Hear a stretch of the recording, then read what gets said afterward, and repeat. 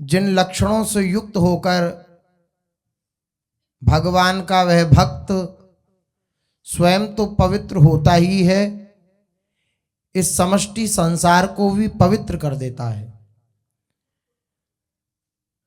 क्योंकि ये लक्षण भगवान के प्रदत्त होते हैं, भगवान के द्वारा दिए हुए होते हैं, तो सर्वत्र मंगल करने वाले होते हैं। जैसे भगवान मंगलकारी हैं, ऐसी भगवान की प्रदत्त समस्त वस्तुएं मंगलकारी हैं। हमारी दृष्टि में वे अमंगल दिख सकती हैं, लेकिन भगवान की दी हुई प्रत्येक परिस्थिति, प्रत्येक वस्तु, प्रत्येक बात ये हमारे लिए मंगलकारी है। तो भगवान जो ये दिव्य लक्षण, दिव्य गुण देते हैं, ये भी मंगल स्वरूप होते हैं। और जो भक्त इन लक्षणों को हृदय में धारण करता है, वे मंगल करने वाला हो जाता है। सतरति सतरति स लोकांश तारयति, बस खुद तो तरता ही है, लोकों को भी तार देता है। उसी श्रृंखला में भगवान अपने भक्त के एक अद्भुत लक्षण का वर्णन कर रहे हैं। यस्मान्नो द्विजते लोकः, मेरा भक्त किसी को भी क्षोभ नहीं पहुंचाता, किसी को भी कष्ट नहीं पहुंचाता, किसी को भी उद्वेगित नहीं करता। भगवान इस दिव्य लक्षण का वर्णन कर रहे हैं और रहस्य बतलाते हुए कह रहे हैं कि वे ऐसा क्यों नहीं करता, क्योंकि सर्वत्र वो अपने प्रभु का दर्शन करता है, मेरा दर्शन करता है, इसलिए उसकी ऐसी धारणा बनी है। कैसी धारणा? वो किसी को उद्वेग नहीं पहुंचाता। हाँ, अब उसकी चेष्टा किसी को उद्वेग पहुंचाने की नहीं है, लेकिन कोई मान ले कि ये तो मुझे क्षोभित कर रहे हैं, उद्वेग पहुंचा रहे हैं, तो ये भक्त की जिम्मेवारी नहीं है, सामने वाले की ग्रहण शक्ति के ऊपर है, वह क्या ग्रहण करता है। आप सच मानिए, आपका हृदय निर्दोष होगा तो आपको कोई 10 गाली दे जाएगा, आपको प्रसन्नता होगी, प्रसन्नता होगी। और आपका चित्त दोष युक्त होगा और आपका को भर भर के सम्मान करे, खूब उच्च से उच्च शब्द जो होते हों संबोधन करने में, उन शब्दों का उपयोग करके आपकी स्तुति करे, लेकिन आपका हृदय जलता रहेगा। क्योंकि अपने अंतःकरण की दृष्टा तो आप हैं, अपने अंतःकरण की बात तो जानते ही हैं, मैं कैसा हूं। आपको खूब गाली दे जाए कोई, खूब क्लेश पहुंचा जाए, और आप निर्दोष हैं, सत्संगी हैं, निर्दोष हैं, हृदय में किसी प्रकार का कोई राग आदि नहीं है, दोष नहीं है जिस दोष का वो वर्णन कर रहा है सामने वाला, तो आपके हृदय में प्रसन्नता होगी।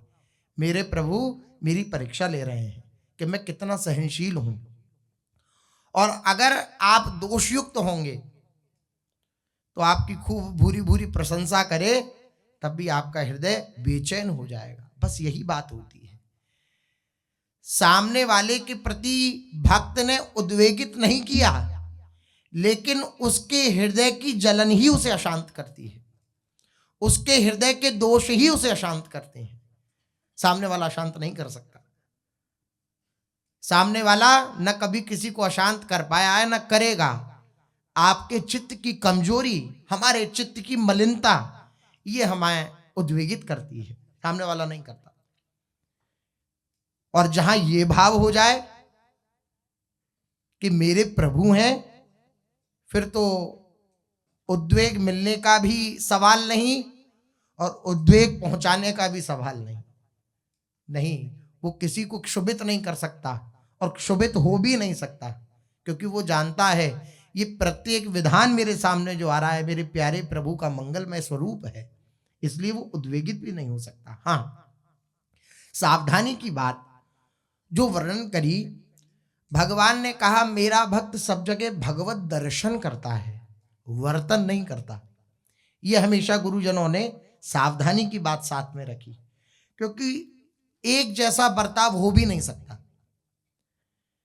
घर में माता है, पत्नी है, पुत्री है, और भी सगे संबंधी हैं, बहन है, माना चारों ही स्त्री शरीर में है, लेकिन चारों के प्रति एक सा बर्ताव नहीं हो सकता।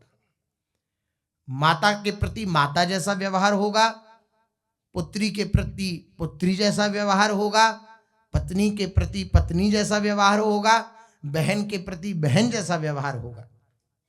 एक जैसा व्यवहार नहीं हो सकता, लेकिन भावना हो सकती है। मेरे ही प्रभु माता के रूप में आए हैं, मेरे ही प्रभु बहन के रूप में आए हैं, मेरे ही प्रभु पत्नी के रूप में आए हैं, मेरे ही प्रभु जिस जिस रूप में मैं देख रहा हूं पिता आदि के रूप में, वही मेरे प्रभु है। भावना हो सकती है, बर्ताव नहीं। इसी प्रकार महापुरुषों की रहनी में प्रतीत हो सकता है कि ये तो इस निष्ठा से युक्त हैं कि सर्वत्र भगवत दर्शन करना है, लेकिन ये तो क्रोध धारण किए हुए हैं, ये तो अमुक को उसके सुधार के लिए, ये दृष्टि कम हो पाती है कि सुधार के लिए महापुरुष जन प्रतिकूलता दे रहे हैं, सीधे ही दिखता है कि प्रतिकूलता मिल रही है। ये दृष्टि हो जाए तो फिर तो बात ही क्या है। तो लग सकता है कि ये तो सब जगह भगवत दर्शन करने का अभ्यास कर चुके हैं, ये सिद्धावस्था को प्राप्त हैं, तो ये क्यों फिर किसी के प्रति राग का स्वरूप दिखला रहे हैं, किसी के प्रति ऐसा डांट फटकार दिखला रहे हैं? तो क्या भगवान नहीं, भगवान ही मान रहे हैं, लेकिन व्यवहार ऐसा एक जैसा नहीं हो सकता, नहीं हो सकता। श्री भीष्म पितामह सामने श्री कृष्ण सारथी बनकर अर्जुन का रथ हाँक रहे हैं, तो भगवान का दर्शन करते हुए परम भागवत भीष्म जी कोई साधारण नहीं है, परम भागवत हैं। भक्तों की श्रृंखला में, भक्तों की सभा में उनका उच्च सम्मान है। परम भागवत हैं श्री भीष्म जी महाराज। अपनी निष्कलंक बुद्धि को प्रभु के अर्पित कर दिया है। इतिमति रूप कल्पिता वितृष्णा भगवत सात्वत पुंगवे विभूमनि। स्तुति में कहते हैं भीष्म पितामह कि एक मेरी कुंवारी कन्या है, आप उसका वर्णन कर लीजिए। तो जैसे ही भीष्म पितामह जी ने ऐसा कहा तो सब आश्चर्यचकित कि ये तो बाल ब्रह्मचारी हैं, इनकी पुत्री कहाँ से आई? बोले मेरी बुद्धि रूपी पुत्री, ये अभी तक कुमारी है, इसमें दोष नहीं आया है किसी प्रकार का, इसका आप वर्णन कर लीजिए, अर्थात मेरी बुद्धि को आप स्वीकार कर लीजिए। ऐसे परम भागवत हैं भीष्म पितामह। और सामने श्री कृष्ण खड़े हैं तो आरती की थाली लेकर नहीं गए हैं सामने, बाणों से पूजा कर रहे हैं। क्या अगर नाथ आप इस रूप में आए हो तो मैं इस स्वरूप से आपकी पूजा करूंगा। बस यही सुलझन भक्त के अंदर होती है। वो दिखेगा क्रोध करता हुआ, वो दिखेगा नाराज होता हुआ, वो दिखेगा प्यार करता हुआ, वो दिखेगा सब प्रकार की चेष्टाएं करता हुआ, लेकिन उसके अंतर की भावना केवल और केवल भगवान का साक्षात करते हुए होगी। बाहर का बर्ताव विपरीत हो सकता है, ऐसा हो सकता है। अंदर लेकर ये भावना का खेल है। अध्यात्म जो है वे आपके अंतर को सुधारता है। बाहरी शुभ कर्मों को करते हुए बाहरी क्रियाओं को तो सुधारता ही है, लेकिन मुख्य जो लक्ष्य होता है अध्यात्म का, वे आपकी आंतरिक स्थिति को सुधारना होता है, अंतर के भाव को सुधारना होता है। भावोत्सवेन भजताम रसकाम धेनुम। अंतर के भाव, भावना कहाँ होती है? अंतर में होती है। अंतर की भावना को सुधारता है अध्यात्म। अब जहां हम किसी व्यक्ति को देख करके उसके प्रति बर्ताव करते थे, जहां किसी वस्तु को देख करके उसके प्रति ममता युक्त होते थे, या जो भी दोष विकार आते थे, या किसी स्थान को देख करके हम उस स्थान के प्रति आसक्त होते थे, मानो वह व्यक्ति देख रहा है अंतर से, ना वे व्यक्ति स्थान देख रहा है, ना किसी प्रकार की परिस्थिति देख रहा है, वे केवल देख रहा है मेरे प्रभु विराजमान हैं। हाँ, सुचारू रूप से क्रिया वैसी की वैसी हो रही है। जैसे हमारा ही शरीर है, लेकिन हर शरीर के प्रत्येक अंग की अलग प्रक्रिया है। शरीर एक ही है, लेकिन प्रक्रिया अलग है। यहाँ हाथ लग जाए तो हम अपने हाथ को नहीं धोते, लेकिन अगर अधो अंगों में लग जाए हाथ तो हमें हाथ धोना पड़ता है। यद्यपि हमारे ही अंग हैं, कोई बिलग नहीं है हमसे, हमारे अंग होते हुए भी बर्ताव अलग है। दर्शन एक है, मेरा ही शरीर है, लेकिन बर्ताव अलग है। शरीर में भी अलग अलग जगह छू लेने से अलग अलग बर्ताव हो जाता है। यहाँ का अलग बर्ताव है, यहाँ का अलग है, यहाँ का अलग है, यहाँ का सबका अलग अलग बर्ताव। इसी प्रकार भगवत दर्शन की बात है, वर्तन की नहीं। दर्शन करे, और दर्शन करना वर्तन करते हुए ये कठिन है। हमें व्यवहार भी करना है और दर्शन भी करना है भगवान का, तो कठिन है। लेकिन ये अगर युक्ति आ गई जीवन में, तो उसका वर्तन केवल लीला मात्र रह जाता है, केवल स्वांग रह जाता है, केवल नाटक रह जाता है। जैसे नाटक में बहुत सारे पात्र हैं, कोई द्वेषी का रोल कर रहा है, कोई रागी का रोल कर रहा है, लेकिन अंतर से ये बात है कि मैं हूं तो वही जो मैं हूं, बस ये बात रहती है। सब प्रकार के वो रोल करता रहेगा, लेकिन बात उसके यही बनी रहेगी कि भगवान है तो भगवान ही है, तो भगवान ही। तो क्या हुआ, वह नाटक अब उसे बांध नहीं पाएगा, वे संसार की परिस्थितियां अब उसे बांध नहीं पाएंगी, केवल इस साधन को हृदय में धारण कर लेने से कि सर्वत्र भगवान है। बड़ी अद्भुत बात है और ये मूल बात है। इसका अभ्यास अवश्य अवश्य कर लेना चाहिए। खासकर प्रारंभिक अवस्था में तुरंत तुरंत इस भावना को ला पाना कठिन होता है। ये दर्शन किया, तुरंत तुरंत के सामने वाला अगर कोई किसी प्रकार की प्रतिक्रिया दे रहा है तो तुरंत उसमें भगवान देखना ये कठिन हो जाता है। इसके लिए एकांत आवश्यक है। जहां एकांत हो वहां तुरंत ये भावना आनी चाहिए कि प्रभु ही थे, वहां नहीं जलना है। यहां से जब प्रारंभ करेंगे तो फिर व्यवहार में भी हम भगवान का दर्शन करते हुए हृदय को आनंदित कर पाएंगे, वरना बड़ा कठिन होता है। व्यवहार में एकदम तुरंत की तुरंत ये हृदय में धारण कर पाना कि भगवान है, ये कठिन होता है। एकांत लेकिन ऐसा हो जाए भगवत कृपा से, गुरु कृपा से, कि एकांत में जाकर के फिर जैसे हमारे सदगुरुदेव भगवान कहते हैं कि बस एक बार जहां जितनी दिनचर्या हो उतनी एक बार जांच हो गई, कहीं कोई त्रुटि तो नहीं हुई, उसके बाद सब डिलीट। पूरी सदगुरुदेव भगवान बोले एकांत में बस एक बार जांच होगी कि अब सुबह से 4 बजे से और 7 बजे तक जो दिनचर्या चल रही है वो एक बार जांच होगी, कहीं कोई त्रुटि, कहीं कोई बात, कहीं जहां अगर मन जलन युक्त हुआ तो तुरंत जहां प्रसन्न हुआ वहां ठीक, फिर सब बात होने के बाद सब डिलीट और फिर अपने चिंतन में। यद्यपि उस समय भी चिंतन में है, लेकिन आप अखंड तैल धारावत एकाकी होकर प्रभु के चिंतन में। तो ये डिलीट करना क्या है, बस सबको प्रभु माना। सब या दो भाव होते हैं, या तो सबको प्रभु माना या सब नाशवान है।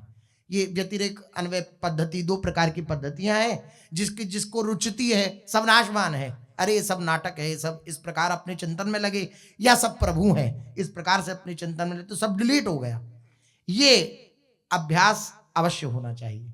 एकांत में हम ये अभ्यास जरूर करें कि जो जो व्यक्ति वस्तु स्थान से हम मिले वहां प्रभु की भावना कर पाए। तो जब ऐसी भावना होती है तो वह उपासक कभी किसी को उद्वेगित नहीं करता, कभी किसी को क्षुभित नहीं करता। ऐसी अवस्था में भक्त किसी भी प्राणी को उद्वेग कैसे पहुंचा सकता है जब सर्वत्र भगवान को देख रहा है। फिर भी भक्तों के चरित्र में ये देखने में आता है कि उनकी महिमा, आदर सत्कार तथा कहीं कहीं उनकी क्रिया, यहां तक कि उनकी सौम्य आकृति मात्र से भी कुछ लोग ईर्ष्यावश उद्विग्न हो जाते हैं। अब जैसे श्री महाप्रभु जी का अपने लोग चरित्र श्रवण कर रहे हैं, महाप्रभु जी के चरित्र में आप बताइए ऐसी कौन सी त्रुटि महाप्रभु जी से हो रही है कि लोग उनसे द्वेष करें? हो रही है कोई त्रुटि ऐसी? कोई भी ऐसी शास्त्र विरुद्ध चेष्टा नहीं हो रही कि जिससे लोग द्वेष करें, लेकिन फिर भी लोग द्वेष कर रहे हैं। महाप्रभु जी को नवद्वीप छोड़ना ही पड़ा। द्वेष करने वाले हृदय वाले लोगों के हृदय में शांति पड़ जाएगी अगर हम चले जाएंगे तो। यद्यपि लोक कल्याण के लिए उन्होंने गृह त्याग किया, लेकिन जो प्रगट में कारण था, पीछे अपने लोगों ने श्रवण किया, बोले ये लोग द्वेष करते हैं, इनकी सुधार की वृत्ति तभी आ पाएगी जब हम बैरागी सन्यासी हो जाएंगे। तो द्वेष करने वाले महापुरुषों के सौम्य स्वभाव को भी देख करके द्वेष कर लेते हैं। उनका ये स्वभाव है सौम्य, उसको देख करके द्वेष हो जाता है। वो इतने कृपालु हैं, इसको देख करके द्वेष हो जाता है। बड़ी विलक्षण संसार की गति है। आदर सत्कार तथा कहीं कहीं उनकी क्रिया, यहां तक कि उनकी सौम्य आकृति मात्र से भी कुछ लोग ईर्ष्यावश उद्विग्न हो जाते हैं। अब वो उद्विग्न हो गए, महापुरुष ने किसी को उद्वेगित नहीं किया लेकिन हो गए, और भक्तों से अकारण द्वेष और विरोध करने लगते हैं। अब इसमें उद्वेग दिया नहीं, वो हो गए, इसमें भक्ति की कोई गलती नहीं। अब वो अपने स्वभाव से उद्वेगित हो रहे हैं। लोगों को भक्त से होने वाले उद्वेग के संबंध में विचार किया जाए तो यही पता चलेगा कि भक्त की क्रियाएं कभी किसी के उद्वेग का कारण नहीं होती, क्योंकि भक्त प्राणी मात्र में भगवान को ही देखता है। उसकी मात्र क्रियाएं स्वभावतः प्राणियों के परम हित के लिए ही होती हैं। उसका बोलना, चलना, बैठना, उठना सब प्राणियों के हित के लिए ही होता है। जो भगवान का अनन्य प्रेमी भक्त होता है, उसके द्वारा कभी भूल से भी किसी के अहित की चेष्टा नहीं होती कि मेरे द्वारा किसी का अहित हो जाए, मैं किसी का अमंगल कर दूं। ये भावना, ये मानुषी भावना है, ये दैवी गुण नहीं है। किसी का हृदय में ये मान बैठना कि इसके प्रति हम ये भाव रखते हैं, दुर्भाव, ये मानुषी भावना है, ये पशुवत भावना है।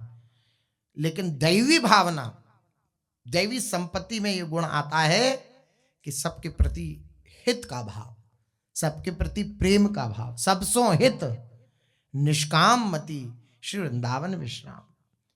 सबसे हित, सबसे प्रेम, किसके से हित करना है? इत चीटी उत जुगल लो तत्सुख हित निष्काम। चीटी से लेकर और जुगल तक तत्सुख भाव, उनको प्रसन्न करने की अभ्यास, प्रसन्न करने की चेष्टा, यह है सुधर्म हरिवंश को।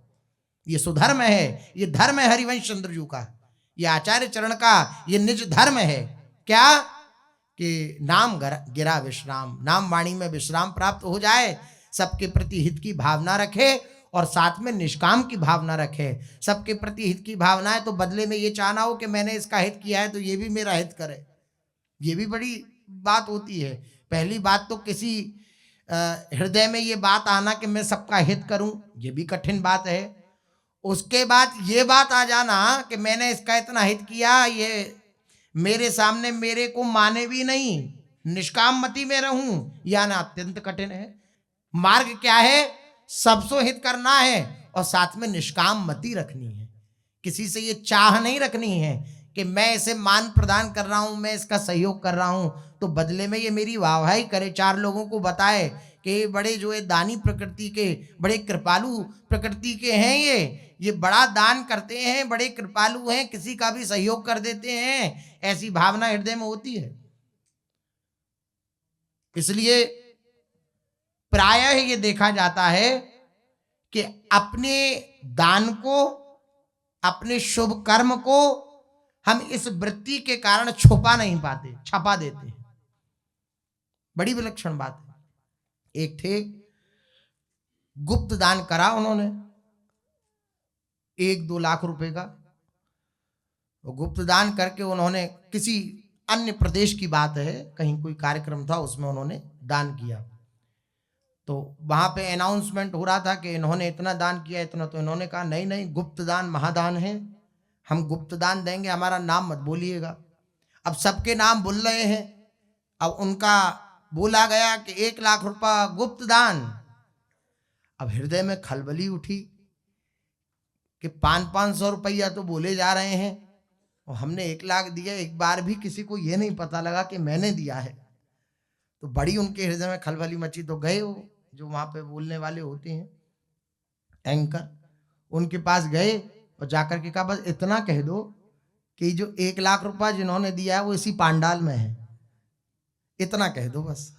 बोले ठीक है। तो उन्होंने किया, ये गुप्त दान 1 लाख का जिन्होंने दिया वो इसी पांडाल में है। अब फिर लगा कि किसी ने नहीं देखा मेरी तरफ, तो फिर खलबली मची। बड़ी अहंकार की बड़ी विचित्र चाल है। हित करते हुए निष्काम मति रहना कितना कठिन है, आप विचार करिए। वे फिर गए, बोले चश्मा पहनते थे वो, बोले ये कह दो कि 1 लाख जिन्होंने दान किया है वे चश्मा पहनते हैं। अब वो फिर बेचारा एंकर क्या करे, उसने दोबारा बोला कि ये जिन्होंने दान किया है अमुक राशि वो चश्मा पहनते हैं। अब चश्मा पहनने वाले बहुत तेरे थे, फिर आगे वाली पंक्ति जो होती है उसमें आके बैठ गए, आगे वाली पंक्ति में आके, और जाके बोले, उससे बोली यूं कह दो बस कि वो जिन्होंने दान किया है वे आगे की पंक्ति में ही बैठे हैं। अहंकार इतना विचित्र होता है कि वे हित करने के बाद भी ये विचार नहीं छोड़ता कि मुझे निष्काम मति रहना है, मुझे आकांक्षा नहीं रखनी है कि लोग मेरी वाहवाही करें, लोग मेरा सम्मान करें, लोग ऐसा समझें, लोग ये समझें कि ये बड़ा करुणा हृदय वाले हैं, दयावान हैं, ये किसी भी गरीब का सहयोग कर देते हैं। ये बात बड़ी कठिन होती है। और सिद्धांत क्या है? सबसों हित रखते हुए और निष्काम मति धारण करनी है। ये बात हृदय में धारण करने योग्य है। तो भक्त जो है वो किसी को उद्वेगित नहीं करता, क्योंकि किसी के प्रति उसकी ये आकांक्षा नहीं होती कि मुझे सम्मान देगा। उद्वेग कब होता है?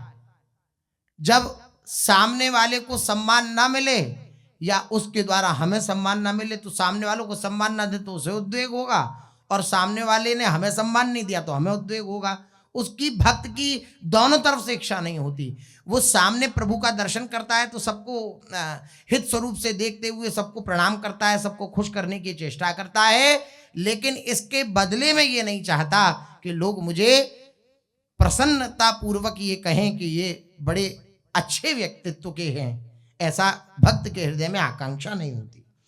उसके द्वारा कभी भूल से भी किसी के अहित की चेष्टा नहीं होती। जिनको उससे उद्वेग होता है वे उनके अपने राग द्वेष युक्त आसुर स्वभाव के कारण होता है। उनके हृदय का जो राग और द्वेष है, ये जो आसुर स्वभाव उनके अंदर बैठा हुआ है, उस कारण से उनके हृदय में उद्वेग होता है। भक्त किसी को उद्वेगित नहीं करता। अपने ही दोष युक्त स्वभाव के कारण उनको भक्त की हितपूर्ण चेष्टाएं भी उद्वेगजनक प्रतीत होती हैं। अब भक्त अपनी निष्ठा से चल रहा है, मान लो वैरागी है तो वैरागी का अपना धर्म है। अब सामने वाला हमें वैराग से च्युत करने के लिए ये कहे कि आप हमारे द्वारा कही हुई इस क्रिया को करो तब हम प्रसन्न होंगे, और भक्त अपनी निष्ठा से युक्त होकर चल रहा है, तो ये थोड़ी माना जाएगा कि भक्त ने उसे उद्वेगित कर दिया, उसे क्षोभित कर दिया, उसे परेशान कर दिया या उसे दुखित कर दिया। ऐसा थोड़ी माना जाएगा। वो अपने सिद्धांत पर चल रहा है, वे अपनी नियमावली पर चल रहा है। अब उस नियमावली में गुरु आज्ञा के अंतर्गत अगर कोई दुखी हो जाता है तो उसकी इसमें कोई गलती नहीं है। गुरु आज्ञा है, शास्त्र वचन है, उसके वैराग्य की पद्धति है। अगर उस पद्धति के अनुसार कोई दुखित हो जाता है तो उसमें उसका दोष नहीं है। वही बात कह रहे हैं, वे अपने दोष से युक्त जो हृदय है उसके द्वारा उद्वेगित होगा, परेशान होगा। अपने ही दोष युक्त स्वभाव के कारण वो क्षोभित हो सकता है, लेकिन भक्त किसी को क्षोभित नहीं करता। वो अपने दोष के कारण क्षोभित हो रहा है। उनको भक्त की हितपूर्ण चेष्टाएं भी, हित के लिए की हुई चेष्टाएं भी उद्वेगजनक प्रतीत होती हैं। इसमें भक्त का क्या दोष? भर्तृहरि जी कहते हैं, मृगमीन सज्जनानाम तृण जल संतोष विहत वृत्ति नाम लुब्ध कधी वर पिशुना निष्कारण वैरिणो जगति। हरिण, हिरन, मछली और सज्जन क्रमशः तृण, जल और संतोष पर अपना जीवन निर्वाह करते हैं। जैसे हरिण है तो वह अपने जीवन का निर्वाह तृण से करता है, तृण चुनकर, घास आदि चुनकर। मछली जो है वे जल के द्वारा अपना निर्वाह करती है, और सज्जन जो हैं वे संतोष पर अपना निर्वाह करते हैं। जो जैसा मिल जाए उसमें संतोष धारण करके सज्जन पुरुष का यही लक्षण है। परंतु इन लोगों के भी द्वेषी होते हैं। अब हिरन, उसका जीवन निर्वाह तृण के द्वारा हो जाता है, वो किसी से क्या कहता है, लेकिन व्याध अकारण ही द्वेष करता है कि नहीं करता? मार देता है, व्याध मार देता है हरिण को। इसी प्रकार मछली, उसका जीवन यापन जल के द्वारा हो जाता है, किसी का वह अनिष्ट नहीं करती, लेकिन फिर भी मछुआरे उसे पकड़ लेते हैं, जाल में डाल लेते हैं, खींच लेते हैं, मार देते हैं। किसी के प्रति उद्वेग वह प्रकट नहीं करती, किसी को उद्वेगित नहीं करती, किसी को परेशान नहीं करती, किसी को दुखी नहीं करती है। ऐसे ही जो सज्जन पुरुष हैं वो किसी को दुखी नहीं करते, लेकिन जो दुष्ट स्वभाव के लोग हैं वो उनसे वैर करते हैं। तो इसमें हिरण, मछली और सज्जन का क्या दोष रहा? उसने तो किसी को उद्वेगित नहीं किया, बल्कि अपने ही हृदय की वासना के कारण, व्याध की अपनी वासना के कारण, मछुआरे की अपनी वासना के कारण, दुष्ट की अपनी वासना के कारण विक्षोभित हुआ, क्लेशित हुआ, अन्यथा और कोई कारण नहीं है। ये भर्तृहरि जी ने नीति शतक में कहा। वास्तव में भक्तों के द्वारा दूसरे मनुष्यों के उद्विग्न होने का प्रश्न ही पैदा नहीं होता। प्रत्युत भक्तों के चरित्र में ऐसे प्रसंग देखने में आते हैं कि उनसे द्वेष रखने वाले लोग भी उनके चिंतन और संग दर्शन स्पर्श वार्तालाप से के प्रभाव से अपना आसुर स्वभाव छोड़कर भक्त हो गए। वह तो किसी को क्षोभित कर ही नहीं सकता, बल्कि ऐसे उद्वेगित चित्त वाले लोग भी ऐसे महापुरुषों के संग के प्रभाव से सदा अपने मलिन चित्त को निष्कलंक बना लेते हैं, निर्मल बना लेते हैं। भक्त का तो ये प्रभाव होता है। ऐसे होने में भक्तों का उदारतापूर्ण स्वभाव ही हेतु है। उमा संत कई यही बड़ाई, मंद करत जो करई भलाई। जो उनके प्रति मंद कर रहे हैं, द्वेष का चिंतन कर रहे हैं, उनका भला नहीं चाह रहे भक्तों का, उनके प्रति भी वे यही भावना रखते हैं कि इसका कल्याण हो। परंतु भक्तों से द्वेष करने वाले सभी लोगों को लाभ हो, ऐसा भी नियम नहीं है।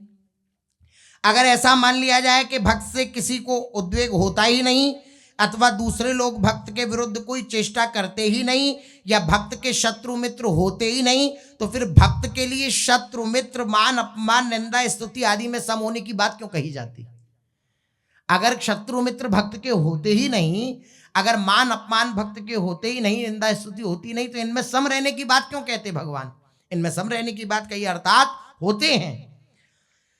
जो भगवान ने बात गीता जी में ही कही है इन सब में सम रहने की, 18वें अध्याय में।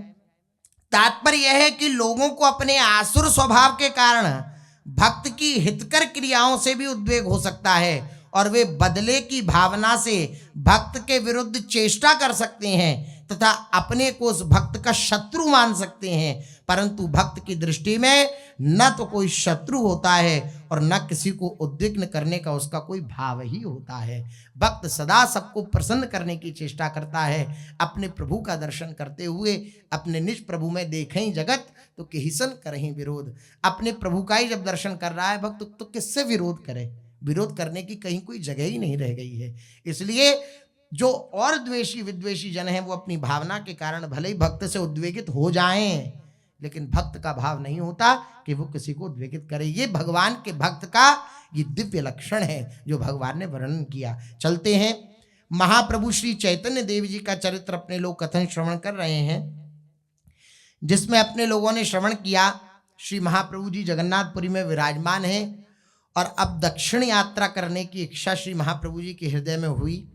अपने हृदय की बात अपने जनों के बीच में जब महाप्रभु जी ने प्रस्तुत करी तो सब क्षुभित हो गए, क्लेशित हो गए, और सबके हृदय में ये बात आई कि महाप्रभु जी ने तो ये कहा था कि अब नीलांचल से कभी जाएंगे नहीं, लेकिन ये क्या बात हुई? नित्यानंद महाप्रभु ने प्रार्थना करी, आपने कहा था आप जाएंगे नहीं, आप जा रहे हैं, चलिए आप स्वतंत्र हैं, आपको कोई रोक नहीं सकता, लेकिन अब आप चलने की कह ही रहे हैं तो हम सब आपके साथ ही चलेंगे। क्योंकि महाराज श्री महाप्रभु जी शांतिपुर में ही कह चुके हैं कि अब हम किसी के साथ नहीं जाएंगे। जगन्नाथपुरी तो पीछे पीछे आए हैं ना, ये सब जो परिकर के जन हैं। महाप्रभु जी तो शांतिपुर में ही कह दिया था कि हम नहीं ले जाएंगे किसी को, तो बोले अब हम आपके साथ चलेंगे। महाप्रभु जी ने कहा नहीं, हम किसी को अपने साथ नहीं ले जाएंगे। तो नित्यानंद जी ने कहा हमें ले चलिए। तो महाप्रभु जी ने बताया हम आपको नहीं ले जाएंगे, आप हमारे धर्म को कहीं ना कहीं हानि पहुंचाने की चेष्टा करेंगे, इसलिए हम आपको नहीं ले जाएंगे। फिर जगदानंद जी ने पूछा, महाप्रभु जी ने उन्हें भी मना कर दिया। फिर दामोदर पंडित ने पूछा, श्री महाप्रभु जी ने उन्हें भी मना कर दिया। मुकुंद दत्त जो थे वे चुपचाप बैठे थे, अश्रु प्रभाव हो रहा था। महाप्रभु जी ने देखा, मुकुंद दत्त की तरफ देखकर कहा कि तुम अपने दोष नहीं सुनना चाहते कि हम तुम्हें क्यों नहीं ले जाएंगे? तुम हमसे बहुत प्यार करते हो, हमारी ये विपरीत परिस्थितियां जो होती हैं इन्हें तुम देख नहीं पाते हो, तुम चाहते हो हम अच्छे से खाएं पिएं अच्छे से रहें, ये इसके विपरीत होता है, तो उस स्थिति को तुम देख नहीं पाते, तुम्हारे हृदय में क्लेश होता है। यद्यपि कहते नहीं, लेकिन हम भांप जाते हैं तुम्हें देखकर, तुम्हारी दृष्टि को देख करके, इसलिए हम तुम्हें भी नहीं ले जाएंगे अपने साथ। तो नित्यानंद महाप्रभु ने जोर देते हुए और विनम्रता पूर्वक कहा महाप्रभु जी से कि महाप्रभु, आप किसी को अपने साथ नहीं ले जाना चाहते, कोई बात नहीं, लेकिन इस बात को मैं बार बार आपके चरणों में निवेदन करता हूं, इस बात को जरूर आप मान लीजिएगा। महाप्रभु जी बोले कौन सी बात? ममता प्रदर्शित करते हुए नित्यानंद जी के प्रति। और महाप्रभु जी बोले श्रीपाद, आप ये कैसी बात कर रहे हैं? आप तो मेरे पूज्यमान हैं, गुरु तुल्य हैं, आपकी आज्ञा मैंने कभी उल्लंघन करी है क्या? और न कभी उल्लंघन कर सकता हूं। आप सूत्रधार हैं, मैं तो आपका नृत्य करने वाला पात्र हूं, आप ही मुझे नृत्य कराने वाले सूत्रधार हैं। जैसे नचाना चाहेंगे मैं वैसे ही नाचूंगा। आप बताइए क्या आज्ञा है, क्या कहते हैं आप? नित्यानंद जी ने अत्यंत ही करुण स्वर से कहा कि आप अकेले ही यात्रा में जाएंगे, इससे हमें असह्य दुख होगा। हम में से किसी को आप साथ ले जाना न चाहें तो कोई बात नहीं, हमें आपको क्लेशित करने की इच्छा नहीं है। हम आपके पीछे इसलिए नहीं जाना चाहते कि हमें आनंद मिलता है आपके साथ रह करके, नहीं, हमारे हृदय में बस ये भावना रहती है कि जब आप आनंद उन्मत्त होकर अपने शरीर की सुध-बुध खो करके नृत्य करते हैं, भगवान नाम का उच्चारण करते हैं, तो आपको दिशा विदिशा का ज्ञान नहीं रहता है, आपको ये ज्ञान नहीं रहता है कहाँ जाना है कहाँ नहीं जाना है। तो हमें ऐसा प्रतीत होता है कि कोई आपके साथ होगा तो आपकी रख रखाव तो कर लेगा, इसलिए हमारे अंदर ये भावना है। हमारे अंदर ये भावना नहीं है कि आपके साथ हम जाएंगे तो हमें सुख प्राप्त होगा, नहीं, वो तो सौभाग्य है ही, लेकिन हमारा मुख्य उद्देश्य यही है कि आपकी स्थिति जो होती है उस समय आपकी रखरखाव के लिए कोई ना कोई चाहिए। तो आप हम में से किसी को नहीं ले जाना चाहते हैं तो कोई बात नहीं, ये कृष्णदास नाम का एक युवक है, आप इसको अपने साथ ले जाइए। कटवा के समीप ही इनका जन्म हुआ है, ये स्वभाव के बड़े ही सरल हैं, सेवा करने में बड़े प्रवीण हैं, महाप्रभु के पाद पद्मों में इनका दृढ़ अनुराग है, आपके चरणों में दृढ़ अनुराग है, ये साथ में रहकर आपकी सब प्रकार की सेवा करेंगे। तो आप इन्हें अपने साथ ले जाइए। आप जब भावावेश में आकर नृत्य करने लगेंगे तो वस्त्रों को कौन संभालेगा प्रभु? दोनों हाथों से ताली बजा बजा कर तो आप रास्ते में कीर्तन करते हुए चलते हैं, फिर जलपात्र कथरी और लंगोटियों को कौन संभालेगा? इसलिए इन कृष्णदास को आप ले चलिए। अतः हमारी यही प्रार्थना है, कृष्णदास को आप अनुमति प्रदान करें कि आपके साथ चले। नित्यानंद जी के इस अंतिम आग्रह को प्रभु टाल ना सके, उन्होंने कृष्णदास को साथ चलने की अनुमति दे दी। इस कारण भक्तों को कुछ कुछ संतोष हुआ कि चलो महाप्रभु के पास एक व्यक्ति तो है जो उनकी सुरक्षा के लिए रहे। सभी की इच्छा थी कि प्रभु कुछ कालपुरी में और निवास करें, किंतु उनसे आग्रह करने की किसी की हिम्मत नहीं थी। महाप्रभु से कोई आग्रह करे कि आप और रुकिए, किसी की हिम्मत नहीं थी। सभी ने सोचा कि यदि सार्वभौम प्रभु के पैर पकड़ कर प्रार्थना करेंगे तो अवश्य ही महाप्रभु जी कुछ दिन और रह जाएंगे। सबने विचार किया, इसलिए प्रभु को सार्वभौम के समीप ले जाना चाहिए। यह सोचकर नित्यानंद जी ने कहा, प्रभु सार्वभौम भट्टाचार्य से भी तो इस संबंध में परामर्श कर लेना चाहिए, देखें वे क्या कहते हैं। यह सुनकर प्रसन्नता प्रकट करते हुए महाप्रभु ने कहा, अच्छी बात है, चलिए सार्वभौम से भी इस संबंध में पूछ लें, जो दक्षिण यात्रा की बात है हम उनसे भी पूछ लेते हैं। इतना कहकर महाप्रभु भक्तों के सहित सार्वभौम के घर की ओर चले। महाप्रभु ने दक्षिण यात्रा का निश्चय कर लिया है और इस निश्चय में किसी प्रकार का भी उलटफेर न होगा, इसी बात को सोचते हुए भक्तवृंद प्रभु के साथ साथ सार्वभौम भट्टाचार्य के गृह पर पहुंचे। भक्तों के सहित महाप्रभु को आते देखकर जल्दी से उठकर भट्टाचार्य ने महाप्रभु जी की चरण वंदना करी, सभी भक्तों को प्रेमाभिवादन किया और सभी के बैठने के लिए यथा योग्य आसन देकर धूप दीप नैवेद्य आदि पूजन की जो सामग्री, पूजन करने की जो पद्धति है उसके अनुसार पूजन किया सबका। कुछ समय तक तो भगवत संबंधी कथा वार्ता होती रही। अंत में महाप्रभु ने कहा, भट्टाचार्य महाशय, मेरे ये धर्म बंधु मुझे शांतिपुर से यहाँ तक ले आए और इन्हीं की कृपा से मुझे पुरुषोत्तम भगवान के दर्शन हुए, जगन्नाथ जी के दर्शन हुए। सुनते हैं तीर्थों का फल कहीं कालांतर में मिलता है। तीर्थों का जो फल होता है वो कालांतर में मिलता है, समय अवधि जब पूर्ण होती है, जब फल उसका जब अच्छा समय होता है तब मिलता है। किंतु मुझे तो जगन्नाथ जी के दर्शनों का फल तुरंत की तुरंत प्राप्त हो गया। क्यों प्राप्त हो गया? तुम मुझे मिल गए। सार्वभौम भट्टाचार्य से महाप्रभु जी कह रहे हैं, आप जैसे महानुभावों से प्रेम होना कोटि तीर्थों के फल स्वरूप ही है। आपसे साक्षात्कार होना मैं भगवान पुरुषोत्तम के दर्शनों का ही महाफल समझता हूं, कि दर्शनों का ये महाफल है कि आपका साक्षात्कार हुआ, आप मिले मुझे।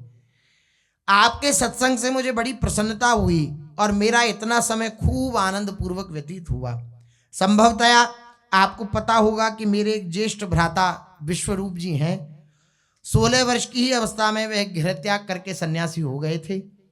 ऐसा सुना जाता है कि वे दक्षिण की ओर गए थे। मेरी इच्छा है कि मैं भी उनके चरण चिन्हों का अनुसरण करके दक्षिण देश की यात्रा करूं। इससे एक पंथ दो काज हो जाएंगे। इसी बहाने दक्षिण के सभी तीर्थों का दर्शन भी हो जाएगा और संभवतः विश्वरूप जी का दर्शन भी हो जाए। श्री महाप्रभु जी भी सार्वभौम भट्टाचार्य से भी यही बात बोले। अब आप मुझे दक्षिण जाने की अनुमति प्रदान करें। इतना सुनना था कि बस भट्टाचार्य सार्वभौम तो मर्माहत होकर टूटे हुए कटे वृक्ष के समान बेहोश होकर गिर पड़े भूमि पर। कैसा प्रेम! श्री महाप्रभु जी प्रेम स्वरूप हैं, जो इनको एक बार देख ले तो इन पे आसक्त हुए बिना रह ही नहीं सकता। ऐसे श्री महाप्रभु जी, उनकी दोनों आंखों से अश्रु बहने लगे भट्टाचार्य जी की। कुछ क्षण के पश्चात संभल कर वे बड़े ही करुण स्वर में कहने लगे, ये देखो, विद्वान थे, पंडित थे, तब ये दशा नहीं हुई थी। महाप्रभु जी के दर्शन तो जगन्नाथ मंदिर में प्रथम करे थे, लेकिन अब ये जो दशा है, सारे शास्त्र पढ़ लिए, सारे पुराण पढ़ लिए, न्याय दर्शन सब पढ़ लिया, सब वेद वेदांग आदि, लेकिन हृदय में 2.5 अक्षर नहीं पढ़े प्रेम के, तो स्थिति प्रेम युक्त नहीं हुई। और अभी केवल महाप्रभु जी ने 2.5 अक्षर प्रेम के पढ़ाए हैं तो परम विद्वान हो गए, प्रेम के परम विद्वान हो गए और ऐसी दशा हो गई। कबीरदास जी कहते हैं 2.5 अक्षर प्रेम के पढ़े सो पंडित हुए। भाई बुद्धिमान है जिन 2.5 अक्षरों को पढ़ ले। कैसी दशा है! गिर पड़े महाप्रभु जी के चरणों में, दोनों आंखों से अश्रु प्रवाह हो रहे हैं। कुछ क्षण के पश्चात संभल कर बड़े करुण स्वर से कहने लगे, प्रभु, मैं समझता था कि मेरा सौभाग्य सूर्य अब उदय हो गया है, अब मैं बड़ा भागी बन चुका हूं, अब मुझे प्रभु की संगति का निरंतर ही सौभाग्य प्राप्त होता रहेगा। किंतु हृदय को बेधने वाली इस विचित्र बात को सुनकर तो मेरे दुख का पारावार ही नहीं रहा।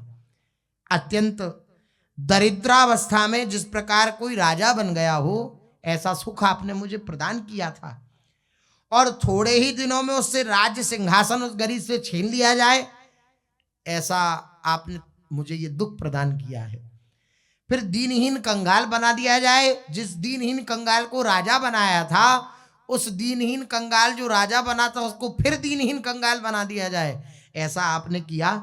ये मेरे हृदय को क्षुभित कर रहा है। ठीक वही दशा आज मेरी हो गई है प्रभु। आप मुझे छोड़कर कहीं अन्यत्र न जाएं। यदि कहीं जाना ही है तो मैं आपसे प्रार्थना करता हूं मुझे साथ लेकर चलें, मुझे साथ ले लें। मैं आपके पीछे अपने कुटुंब परिवार तथा पद प्रतिष्ठा सभी को छोड़ने के लिए तैयार हूं। आप जैसा कहेंगे वैसा करने के लिए तैयार हूं। ये सुअवसर मुझे प्राप्त हुआ है, इसे मैं खोना नहीं चाहता, आपसे विलग होना नहीं चाहता। महाप्रभु ने सार्वभौम को धैर्य बंधाते हुए कहा, भट्टाचार्य महाशय, जब आप इतने विद्वान और समझदार होकर इस प्रकार भूली भूली सी बातें कर रहे हैं, अरे विद्वान का स्वरूप तो ये होना चाहिए किसी से ममता ना हो, किसी से आसक्ति ना हो, और आप ये भूली भूली सी बातें कर रहे हैं, तो फिर अन्य लोगों की तो बात ही क्या है। अन्य लोग ऐसी बातें करें तो फिर क्या फर्क हुआ आप में और अन्य लोगों में। आप धैर्य धारण करें, मैं शीघ्र ही यात्रा समाप्त करके फिर से लौट करके आऊंगा आपके समक्ष ही। भट्टाचार्य ने कहा, प्रभु आपके लौटने तक क्या हो इस बात का किसको पता है, ये जीवन क्षणभंगुर है। आप मुझे निराश्रित छोड़कर अकेले न जाइए। आप वापस आए, मैं न रहा। फिर महाप्रभु ने प्रेम पूर्वक कहा, ये भक्त मेरी अनुपस्थिति में यहीं रहेंगे, ये जो मेरे परिकर के जन हैं, ये मेरी अनुपस्थिति में यहीं पर रहेंगे, चिंता मत करो। आप सब मिलकर कृष्ण कीर्तन करते रहिए, मैं शीघ्र ही लौट कर आऊंगा, आप प्रसन्न होकर मुझे अनुमति प्रदान करिए। कुछ विवशता प्रकट करते हुए शोक के स्वर में भट्टाचार्य ने कहा कि हैं तो आप स्वतंत्र ईश्वर ही, आपकी इच्छा के विरुद्ध बर्ताव करने की तो किसी की शक्ति है नहीं। आप दक्षिण देश के तीर्थों की यात्रा करने के निमित्त अवश्य ही जाएंगे, किंतु मेरी हार्दिक इच्छा है कि कुछ काल यहां और रहकर मेरी सेवा स्वीकार करिए। भगवान कुसुम से भी कोमल हैं और वज्र से भी कठोर हैं। देखिए रघुनाथ जी सबको लेकर आए अयोध्या जी में और सबको विदा कर रहे हैं फिर कि अपने अपने जहाँ जो जो देश है वहाँ वहाँ जाओ, सबको उपहार आदि दे देकर अयोध्या से। लेकिन बाली ने अपने पुत्र अंगद को प्रभु को दिया था। अंगद तो इस उत्साह में था कि सबको प्रभु भेज रहे हैं लेकिन मुझे नहीं भेजेंगे। भगवान ने बाली के पुत्र अंगद को बुलाया और बुला करके कहा कि अब तुम जाओ। तो रो पड़े अंगद कि जब मेरे पिता मर रहे थे तो आपको समर्पित करके गए थे कि इसका भार आपके ऊपर है, और आप भी अब कह रहे हैं कि चले जाओ। ये कैसे संभव है नाथ? मैं कहाँ जाऊं? मेरे पास कहीं ठौर नहीं है। आप मुझे कोई नीच से नीच टहल भी दे दोगे तो मैं वह करने के लिए। ये उनकी दैन्यता थी। लेकिन ऐसा माना जाता है कि प्रभु ने ये बात हृदय में धारण कर ली कि टहल को नीच कह दिया। कोई टहल सेवा कोई नीच नहीं होती है, सब सेवा उत्तम ही होती है। कोई पोंछा लगा रहा है, कोई चमड़ डुरा रहा है तो समान सेवा है, कोई सेवा नीची नहीं होती। लेकिन उन्होंने अपनी हृदय की बात कहने के लिए कि नाथ कहीं भी किसी कोने में मुझे जगह दे दोगे तो मैं वहां रह लूंगा, लेकिन अपने से मुझे विलक मत करो। लेकिन ये ऐसे वज्र से भी कठोर हृदय के हैं कई बार तो कि समझा बुझा करके और अंगद को भेज ही दिया प्रभु ने। ऐसा स्वभाव है। इसलिए पूज्य सतगुरुदेव भगवान कहते हैं, कई बार नीचे सत्संग जब होता था तब गुरुदेव भगवान के वचन हैं कि रोग आकर इन्हें रिझा लो, जैसे बने रोग आकर के इन्हें रिझा लो, वरना ऐसी भी स्थिति आती है कि पूरा ये आपके ऊपर ही छोड़ दें कि देखो तुम ऐसे सिद्धांत से युक्त नहीं थे इसलिए हम तुम्हें नहीं मिले। स्वभाव है, प्रभु की इच्छा है, मिले तो क्षण भर में मिल जाएं, और वरना करोड़ों करोड़ों जन्म तक कोई तपस्या करता रहे, ये न मिलना चाहे तो नहीं मिल सकती। इनकी इच्छा के ऊपर ही इनकी प्राप्ति है। ये जिसके प्रति मिलने की इच्छा धारण कर लें ये उसी को प्राप्त होते हैं। देखिए आत्मवर्ण के विषय में कहा, जो ज्यादा सुनता है, जो ज्यादा बोलता है, जो ज्यादा ऐसा, तो उसको आत्मवर्ण करे, ऐसा नहीं है। ये न वृणुते तेन लभ्य। आत्मा जिसको वर्ण कर लेती है उसको आत्म साक्षात्कार होता है। आत्मस्वरूप कौन है? प्रभु भगवान जिसको वर्ण कर लेते हैं कि इससे मुझे मिलना है, भगवान केवल उसी से मिलते हैं। तो फिर हम भी संशय में हो जाएं? नहीं। भगवान के हृदय में इच्छा जब प्रकट होती है तब वो उससे मिलते हैं। लेकिन कोई महापुरुष अगर कह दे कि इससे मिलो, तो भगवान फिर अपनी इच्छा अनिच्छा नहीं देखते। महापुरुष के संबंध से, महापुरुषों के वचन को सिद्ध करने के लिए भगवान मिलते हैं। इसलिए गुरु शिष्य प्रणाली बनाई गई, गुरु शिष्य परंपरा बनाई गई, गुरु शिष्य संबंध बनाया गया। क्यों? क्योंकि गुरु शिष्य संबंध ही ऐसा है कि गुरु के प्रताप से, मोक्ष मूलम गुरु कृपा, गुरु के प्रताप से, गुरुदेव की कृपा कटाक्ष से भगवान के हृदय में भी ये बात आ जाती है कि इसको मुझे स्वीकार करना है, क्योंकि ये हित सजनीजू का है, ये सखियों का है, इसलिए इसे स्वीकार करना है। इसलिए बिना आचार्य कृपा के, बिना गुरु कृपा के न पाई है बिन स्वामी अकेली, विपिन बसत वैराग्य जुत जो लड़काई खेल। वृंदावन में बसता है, वैराग्य से रहता है, लेकिन किसी आचार्य के शरणागत नहीं हुआ, तो बिना आचार्य शरणागति के ये हमारी दिव्य स्वामिनी जी की युगल सरकार की दिव्य केली में प्रवेश हो ही नहीं सकता। ये प्रवेश होता है केवल और केवल संबंध से। जैसे श्री अनन्य अली जी अपनी वाणी का मंगलाचरण जब भी लिखते हैं तो कहते हैं वो छैल चिकनिए, ये छैल चिकनिए ऐसे हैं कि ये फिसल जाते हैं बार बार। किसी से मिलने की इच्छा हुई तो मिल लिए, नहीं हुई तो उसे तड़पा रहे हैं, नहीं मिल रहे, ऐसी इनकी लीला रही है। लेकिन किसी महापुरुष के का बच्चा अगर कोई बन जाता है तो फिर ये दिव्य रस उसको प्राप्त हो जाता है। प्रभु को उससे मिलना ही पड़ता है जो महापुरुषों के शरणागत होता है। इसलिए हमें तो आनंदित रहना चाहिए, क्योंकि हमें सखियों ने स्वीकार किया है, लाडली जू की निज दासियों ने स्वीकार किया है। इसलिए नागरी दासी जन्म जितायो, बलिहारी बलिहारी। महाप्रभु जी सामने हैं, रो रहे हैं। श्री सार्वभौम भट्टाचार्य कह रहे हैं मुझे अपने साथ ले लीजिए, आप मेरे कहने से तो रुकेंगे नहीं, मैं आपकी सेवा करता रहूंगा। तो महाप्रभु जी ने कह दिया कि समझो भाई हमारी बात को, ये हमारे परिकर यहीं रहेंगे, तुम्हारी सेवा करेंगे, तुम चिंता मत करो, हर प्रकार से तुम्हें आनंद प्रदान करेंगे, कीर्तन करेंगे, कथा करेंगे, हर प्रकार से आनंद प्रदान करेंगे। कुछ व्यवस्था प्रकट करते हुए शोक के स्वर में भट्टाचार्य जी ने कहा कि आप स्वतंत्र हैं, किंतु मेरी हार्दिक इच्छा है कि कुछ काल यहां और रह करके मेरी सेवा स्वीकार करिए। इतनी तो आप बात मान सकते हैं, आपको जाना है, आप स्वतंत्र हैं, नहीं रुकेंगे मेरे कहने, लेकिन कुछ समय तो रुक सकते हैं। भक्त वत्सल गौरांग अपने परम प्रिय कृपा पात्र सार्वभौम भट्टाचार्य के इस अनुरोध की उपेक्षा न कर सके। वे 5 दिनों तक भट्टाचार्य की सेवा स्वीकार करके पुरी में ही रहे और नित्य प्रति भट्टाचार्य के ही घर उनकी प्रसन्नता के लिए वहीं भिक्षा पाई। 5 दिन और रुके श्री महाप्रभु जी श्री जगन्नाथपुरी में, और 5वें दिन भिक्षा पाई भट्टाचार्य जी के घर। भट्टाचार्य जी की धर्म पत्नी भांति भांति के सुस्वादु पदार्थ बना बनाकर महाप्रभु को भिक्षा कराती। इस प्रकार 5 दिनों तक भट्टाचार्य के घर भिक्षा करके और उनके चित्त को संतुष्ट बनाकर प्रभु ने दक्षिण यात्रा की तैयारियां करी। प्रातः काल महाप्रभु भक्तों के सहित उठकर नित्य कर्म से निवृत्त हुए। उसी समय अपने 2-4 प्रधान शिष्यों के सहित सार्वभौम भट्टाचार्य महाप्रभु के स्थान पर आ पहुंचे। महाप्रभु अपने सभी भक्तों के सहित श्री जगन्नाथ जी के दर्शनों के लिए गए।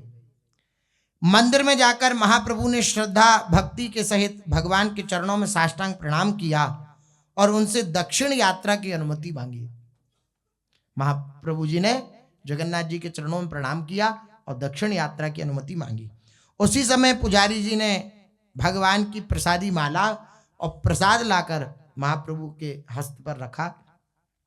महाप्रभु ने इसे ही भगवत आज्ञा समझा, प्रसाद मिल गया अर्थात भगवान की आज्ञा हो गई। भगवत आज्ञा समझकर प्रसाद को शिरोधार्य किया, सिर पर धारण किया और मंदिर की प्रदक्षिणा करते हुए प्रभु सभी भक्तों के सहित समुद्र तट पर पहुंचे।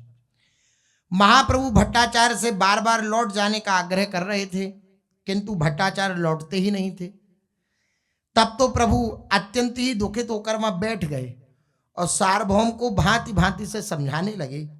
सार्वभौम चुपचाप बैठे महाप्रभु की बातें सुन रहे थे। रोते रोते भट्टाचार्य जी ने कहा, प्रभु आप दक्षिण की ओर तो जा ही रहे हैं, रास्ते में गोदावरी के तट पर विद्यानगर नाम की एक बड़ी राजधानी पड़ेगी। वह राज्य उत्कल राज्य के ही अंतर्गत आता है। वहां का राज्य शासन यहीं के राजा रामानंद राय करते हैं। उनकी वैष्णवता श्लाघनीय ही नहीं, साधारण लोगों के लिए अनुकरणीय भी है। ऐसे वे भगवत भक्त हैं। उन्हें आप अपने दर्शन देकर अवश्य कृतार्थ करते जाएं। सांसारिक विषयी पुरुष समझकर उनकी उपेक्षा न करें। श्री महाप्रभु जी ने जब रुके सार्वभौम भट्टाचार्य के समक्ष, तो सार्वभौम भट्टाचार्य ने ये प्रार्थना श्री महाप्रभु जी के समक्ष रखी। महाप्रभु ने गदगद कंठ से स्नेह के स्वर में भट्टाचार्य से कहा, भट्टाचार्य महोदय, भला जिनके लिए आपके हृदय में इतना स्थान है, आप जिनके हृदय में स्थान दिए हुए हैं, वे महाभाग चाहे चांडाल ही क्यों ना हो, मेरे लिए वंदनीय है। आपकी जिनके ऊपर इतनी कृपा है, वे अवश्य ही कोई परम भागवत भगवत भक्त वैष्णव होंगे। मैं उनके दर्शन करके अपने को अवश्य ही कृतार्थ करूंगा। ये आ गया भक्त संबंध, जो भी निवेदन करी बात, ये भक्त संबंध जहां आ गया, मां भगवान टाल नहीं सकते बात। आपके हृदय में स्थान है उनके लिए, तो उन पर तो जरूर कृपा होगी। यहां भगवान अपनी इच्छा अनिच्छा नहीं देखते। भक्तों के आगे भगवान अपनी इच्छा अनिच्छा नहीं देखते। भक्त जो चाहता है वैसा करने के लिए राजी होते हैं। मैंने तो भक्तन हाथ बिकाऊं, अगर वो मुझे हाट में जाकर के बेचना चाहें तो बेके तो बिक जाऊं। देखो रासलीला में ठाकुर जी जब गाते हैं नृत्य करते हुए तो क्या कहते हैं, मैंने तो भक्तन हाथ बिकाऊं। मेरा स्वभाव है कि मैं भक्तों के हाथे बिक जाता हूं, बिक जाता हूं। बड़ी बात है, सर्वोत्कृष्ट बात है। जब भक्त भगवान के हाथों बिक जाता है तो भगवान भी तैयार हो जाते हैं भक्त के हाथों बिकने के लिए। तो भक्त के संबंध से श्री महाप्रभु जी ने कहा कि आपने जब उसे अपने हृदय में स्वीकार कर रखा है राजा रामानंद राय को, तो बिल्कुल वह तो परम वैष्णव होगा ही, वह तो परम उपासक होगा ही। मैं जरूर उसको दर्शन दूंगा। अब आप अपने घर को लौट जाइए। लौटने का नाम सुनते ही फिर भट्टाचार्य जी विकल हो गए। उन्हें रोते रोते देखकर प्रभु थोड़े परेशान तो हुए। रोते रोते पैर पकड़ लिए भट्टाचार्य जी ने, अपने मस्तक को उनके चरणों में रगड़ते रहे।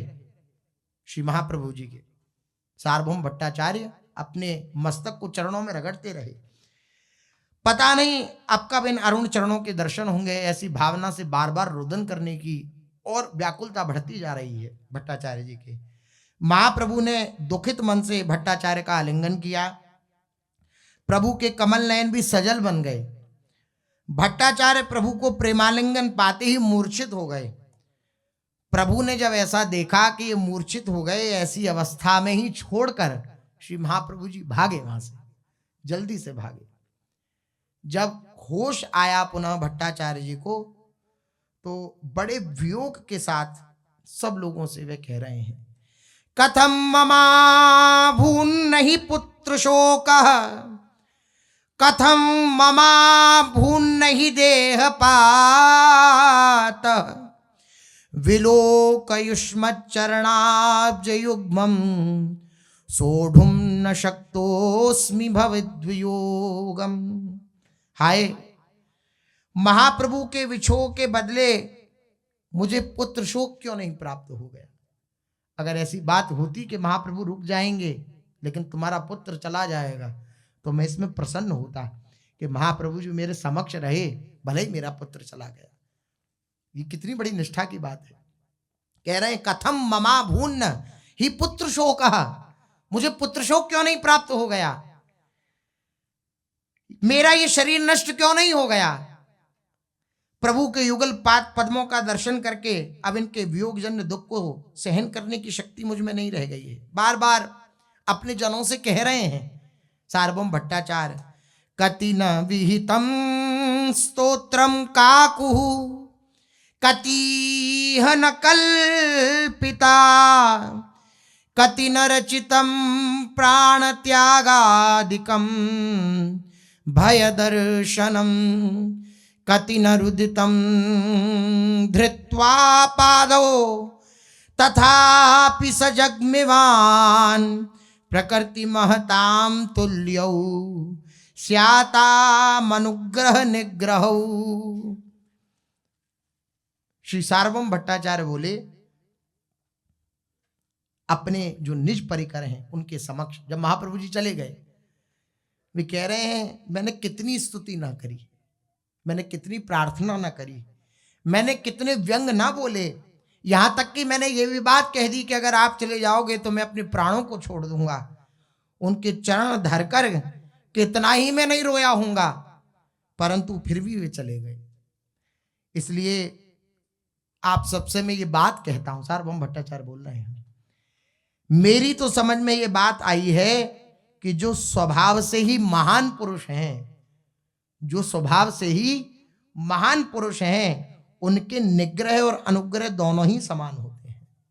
उनका निग्रह और अनुग्रह दोनों ही समान होते हैं। मेरे को तो ये बात समझ में आई है। महाप्रभु जी देखा कि मूर्छा को प्राप्त हुए, भागे, चल पड़े।